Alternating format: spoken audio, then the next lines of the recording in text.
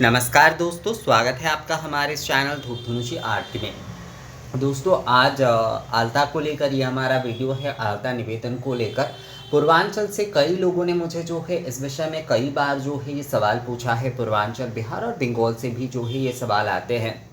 असल में आलता लगाने का अपने पैरों में, अपने हाथों में जो है आलता लगाने का चलन जो है इस पूर्वी क्षेत्र में ही है। अगर आप देखेंगे तो बनारस से लेकर जैसे गाजीपुर हो या फिर जो है गोरखपुर आदि हो, उस सारे तरफ ही जो है बनारस से लेकर बिहार, मतलब पूर्वांचल का जो क्षेत्र है, पूर्वांचल का पूरा जो क्षेत्र है वहाँ पर जो है ये आलता लगाने का चलन है।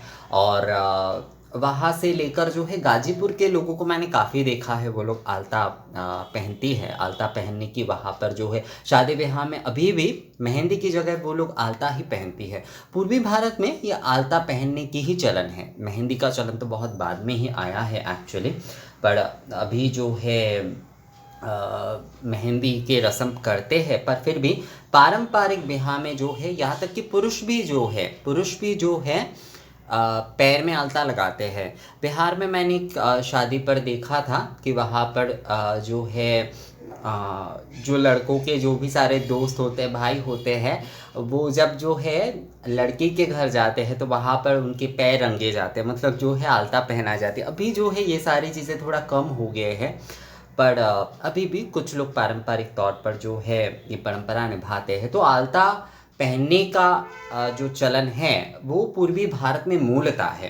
बंगाल में आप देख सकते हैं, आप बिहार में, झारखंड में और पूर्वी उत्तर प्रदेश के जगह पर जो है देख सकते हैं। ये जो अगर देखा जाए ना, ये पूरी तरीके से ये पूर्वी भारत का ये जो क्षेत्र है, बनारस को जैसे कि कहा जाता है पूर्वी भारत का मुख्य द्वार कहा जाता है, तो बनारस से लेकर जो है बंगाल तक ये सारे चलन आपको बहुत मिलेंगे। और मेरे चैनल में जो है सबसे ज़्यादा शायद जो है ईस्ट यूपी के ही है टोटल, अगर देखा जाए, मतलब वेस्ट यूपी के भी है, पश्चिम और पूर्वी यूपी, दोनों यूपी के ही लोग हैं, मतलब यूपी के ही सबसे ज़्यादा है।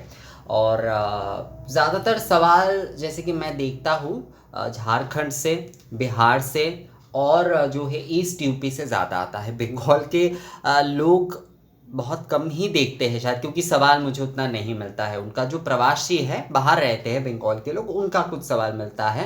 पर ज़्यादातर जो भी सवाल आते हैं वो जो है बिहार, झारखंड और ईस्ट यूपी का बहुत सवाल आते हैं।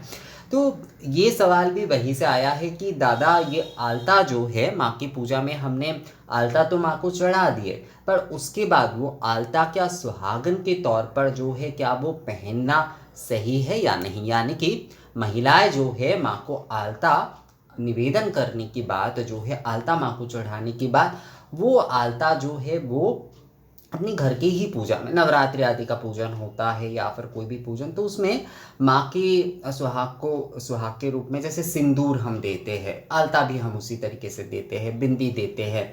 तो सिंदूर आलता तो बहुत कॉमन है। तो सिंदूर आलता देने के बाद सिंदूर तो हर कोई अपनी मांग में भर लेते हैं, पर आलता जो है वो कैसे वो इस्तेमाल करें, क्योंकि वो पैर में ही पहनी जाती है। बहुत सारी जगह पर हाथ में भी पहनते हैं, पर अभी आजकल के समय में कौन आलता हाथ में पहन कर रहता है। पहले बड़े बड़े घरों के जो है, जो ठकुराइन आदि होते थे, वो पहना करती थी, क्योंकि उनका उतना काम तो होता नहीं था, वो बस जो है काम करवाती थी, मतलब दूसरों से, क्योंकि वो ठकुराइन थे तो उनका काम वही था। तो इसलिए जो है वो अपने हाथ में आलता आदि लगाया करती थी। पर अभी तो ऐसा संभव है ही नहीं कि आलता लगाकर कोई हाथ में बैठी रहे। तो किस तरीके से जो है माँ को आलता अगर दी जाए जिससे कि महिलाएं भी जो है जो दे रहे हैं वो भी आलता पहन सकती है और माँ को भी जो है आलता चढ़ाना हो गया। तो देखिए यहाँ पर एक बात मैं यहाँ पर कह दूँ, बहुत सारे लोग शायद कहेंगे कि दादा क्या पुरुष जो है माँ को आलता अर्पण कर सकते या नहीं। बिल्कुल कर सकते, इसमें किसी भी प्रकार की कोई समस्या नहीं। इसे लेकर ऑलरेडी मैंने वीडियो बना दिया है कि पुजारी जो होता है उसमें कोई पुरुष महिला नहीं होता है। पर यहाँ पर क्योंकि मूलतः आलता जो है वो महिलाएं लगाया करती है, तो इसीलिए मैं महिलाओं के हिसाब से ये बात बता रहा हूँ कि एक आलता आपने ऐसे एक आलते की आपने शीशी जो है, मतलब एक आलता जो है इस प्रकार का पैकिंग आलता जो है आपने लिया, तो अब जो है ये आप माँ को भी आपने निवेदन किया और इससे आप जो है आप अपने आलता मतलब सुहाग के तौर पर जो है इसे आप पहन भी सकते हैं। तो वो किस तरह से, तो उसके लिए इस तरह का एक छोटा सा कटोरी आपको ले लेना है। मैंने यहाँ पर पीतल का रखा है, आपके पास जो भी हो वो आप ले सकते हैं, कोई भी आप जो है ले सकते हैं। इसमें आप मैं तो कहूँगा अगर छोटा सा पीतल का होता है तो बहुत ही अच्छा होगा। अगर आपको छोटा सा आपके अगर स्टील के ही कटोरी है छोटा वाला तो दे सकते हैं, वो कोई समस्या नहीं है। या फिर छोटे छोटे जो है ना मिट्टी के भी मिलते हैं तो वो भी आप दे सकते हैं। स्टील के कटोरी में भी कोई समस्या नहीं है, इसमें जो है आप दे सकते हैं। पीतल की कटोरी जो है इस प्रकार का अगर होता है तो बहुत सही होता है, सही होता है। वरना कोई भी एक सही कटोरी, कांच के भी जो कटोरी बनते हैं ना वो भी आप दे सकते हैं, मतलब आलता देने के लिए आप वो भी दे सकते हैं, कोई समस्या उसमें नहीं है। तो इस प्रकार का आपने एक जो है ले लिए। और एक मैं आपको दिखा देता हूँ एक चीज़, ये वाले भी आप ले सकते हैं। इस प्रकार का पत्थर का भी अगर आपके पास है ना तो वो भी आप ले सकते हैं, इस प्रकार का भी आप ले सकते हैं। तो इस प्रकार का आपने ले लिए। अब जो है ये वाले देखिए, ये आलता है, ये आलता है। तो आलता को आप खोलिए, मतलब नए वाले जो आलता के जो पैक है उसे इस प्रकार के एक थाली के ऊपर रख, एक कटोरी रखिए या फिर केवल कटोरी ही ले लीजिए, केवल कटोरी ही ले लीजिए। मैं क्योंकि निवेदन के हिसाब से बता रहा हूँ इसलिए मैंने थाली के ऊपर लिया है। तो यहाँ पर एक कटोरी में जो है ये जो आलता की जो शीशी है जो आप नए वाले लेकर आए हैं उसमें से आप थोड़ा सा आलता जो है आप इसमें दे दीजिए।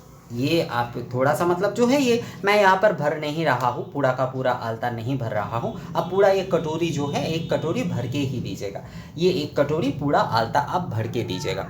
तो ये आपने जो आलता भर के, ये वाले कटोरी जो आपने आलता भरे हुए जो कटोरी आपने लिए, अब ये जो है आप निवेदन करिए, एतश्वैबं अलक्तकाय नमः, एतश्वैबं अलक्तकाय नमः। आलता को अलग तक कहते हैं, तो एतश्वैबं अलक्तकाय नमः, एतश्वैबं अलक्तकाय नमः, एतश्वैबं अलक्तकाय नमः, एतगंधपुष्प अलक्तकाय नमः। ये कहते हुए ये जो है आप जो है इसे ही निवेदन करिएगा, ये वाले नहीं, ये वाले नहीं। आपने ये कटोरी में ये जो आलता आपने भरे, पूरा आपने आलता से जो है ये कटोरी पूरा आलता से भर लीजिएगा। और इसके बाद जो है यही जो है माँ के लिए आप निवेदन करिएगा, एतश्वैबं अलक्तकाय नमः, एतश्वैबं अलक्तकाय नमः, एतगंधपुष्प अलक्तकाय नमः। इसके बाद जिस तरह से कि एतद् अलक्तक शीर्षे अमुक दिव्यै निवेदयामि, ये कहते हुए ये जो है ये आलता जो है वो आप निवेदन कर दीजिए माँ को।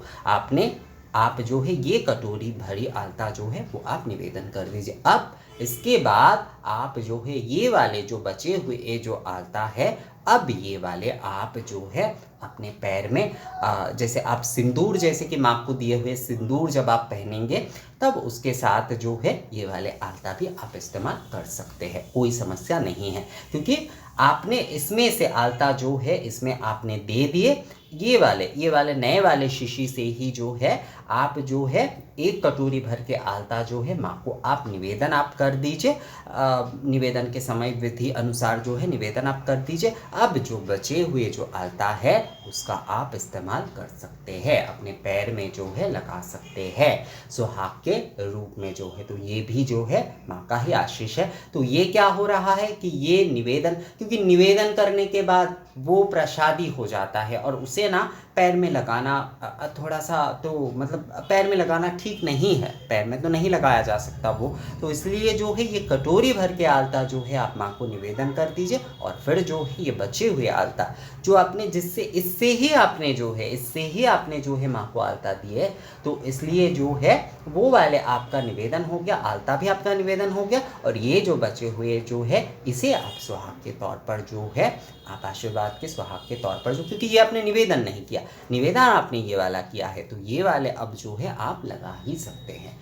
ये वाले आप जो है सिंदूर के साथ, माँ के आशीर्वाद सिंदूर के साथ ये वाला आलता जो है अब आप लगा सकते हैं।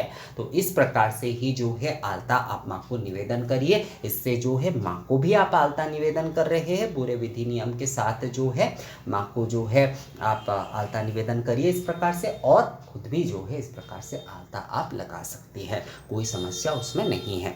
तो मुझे लगता है ये विषय जो है आप लोगों को समझ में आ गया है दोस्तों। और अगर इस बारे में और कोई सवाल आदि जो है आप लोगों का है तो आप लोग मुझे कमेंट्स करके या फिर जो है मेल करके भी बोल सकते हैं। मिलते हैं आपसे अगले वीडियो में, तब तक के लिए नमस्कार।